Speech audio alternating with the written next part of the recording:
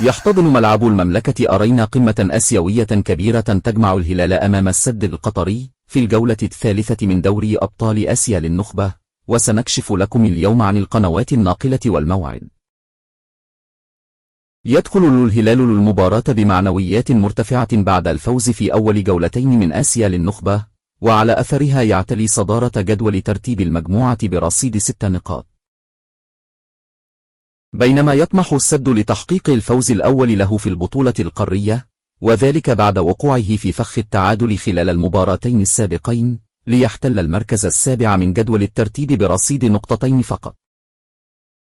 حقق الهلال فوز تاريخي على الاتفاق بخماسية مقابل لا شيء في الدوري، وعلى أثرها يحتل المركز الرابع برصيد 11 نقطة.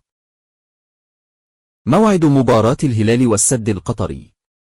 ومن المقرر أن تنطلق صافرة بداية مباراة الهلال والسد في دوري أبطال آسيا مساء غدا الثلاثاء، في تمام الساعة 9:15 مساء بتوقيت السعودية ومصر وقطر، وفي تمام الساعة 10:15 مساء بتوقيت الإمارات. ستشهد مباراة الهلال والسد القطري حفل خاص للنجم سالم الدوسري بمناسبة حصوله على جائزة أفضل لاعب في آسيا. القنوات الناقلة لمباراة الهلال والسد في آسيا.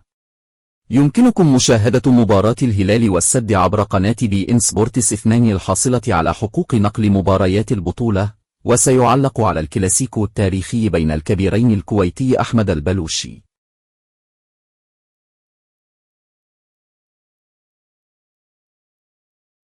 لا تنسى الاشتراك في القناة وتفعيل زر الجرس ليصلك كل جديد.